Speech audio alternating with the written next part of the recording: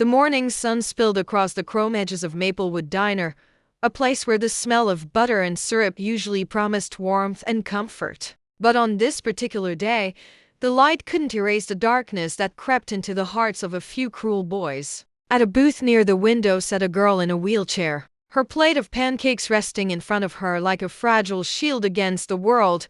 Her name was Clara, and though her face carried the quiet strength of someone who had endured much, her trembling hands betrayed her unease. The boys at the next booth didn't just laugh at her. They crossed a line that should never be crossed. One of them slapped the plate from her lap, sending the food crashing to the tiled floor, and another pushed her wheelchair back with a mocking shove. The diner froze. The laughter of the bullies rang louder than the clatter of falling plates. Clara's eyes welled with tears. She tried so hard to hold back, but humiliation burned hotter than pain. If you believe that kindness should always conquer cruelty, that second chances matter, and that no one deserves to be treated this way, take a moment right now to like this video, comment, share it with others, and subscribe to Ekuru. Together, we can remind the world that compassion is stronger than hate.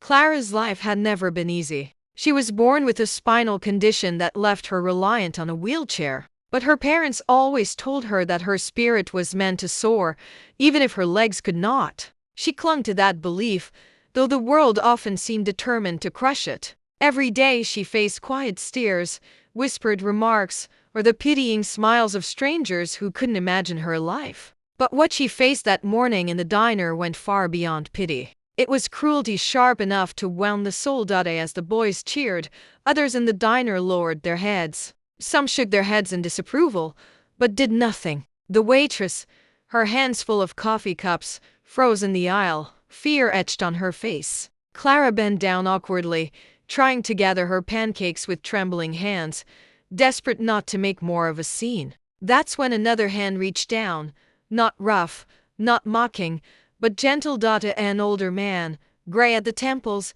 quietly picked up the plate and set it back in front of her. "Don't mind them," he whispered, but his eyes darted nervously toward the gang of teenagers. The man's kindness was a small candle flickering in a room full of shadows. But Clara still felt exposed, broken in ways no one could see.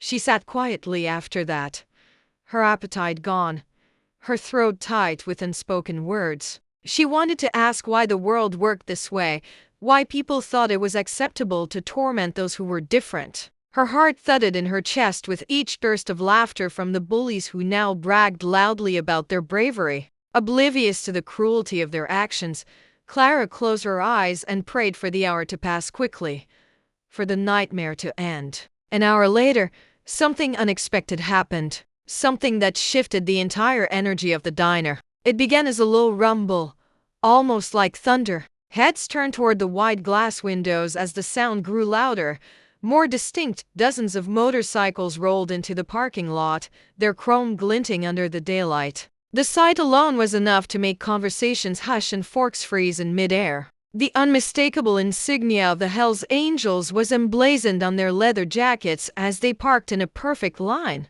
Engines growling like an approaching storm, the bullies, who just moments ago carried themselves with arrogance, suddenly grew restless. Their smirks faltered. Everyone knew the reputation of the Hells Angels: fierce, fearless, and unafraid to stand their ground. When the door of the diner swung open, the bell jingled softly, but the silence that followed was louder than anything. A towering man with a beard and steel-hard eyes walked in, his vest heavy with patches. Behind him came another, and then another, until the diner felt smaller, its air charged with tension. Clara's eyes widened, her pulse racing with both fear and wonder. The man at the front scanned the room, his gaze sharp as it swept over the bullies. Then his eyes softened when they landed on Clara. It was as though he understood everything without a single word being spoken. He stepped closer, his boots heavy on the tiled floor, and knelt beside her. For the first time since that morning, Clara didn't feel small. She felt seen, protected. The leader, whose name was Roar, turned his head slowly toward the bullies.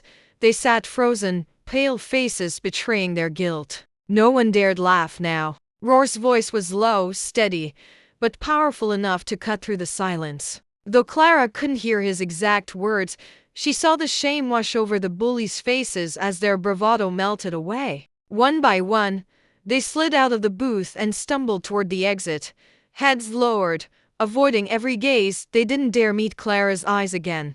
Outside, the motorcycles formed a wall of steel and leather, ensuring the boys' humiliation was complete before they fled. But Roar didn't stop there. He called over the waitress, placed a large bill on the table, and told her to bring Clara anything she wanted: pancakes, milkshake, pie, the whole menu if she liked. He told her she was stronger than any of the cowards who had tried to break her spirit. Then, in a gesture no one in that diner would ever forget, he removed his own leather vest, draped it gently across Clara's shoulders, and told her she was now family. Tears streamed down Clara's face. Not tears of humiliation, but tears of gratitude. In that single hour, her life had shifted. What began as a morning of pain became a moment of profound transformation. She realized kindness can come from unexpected places, and that sometimes the fiercest-looking people carried the softest hearts.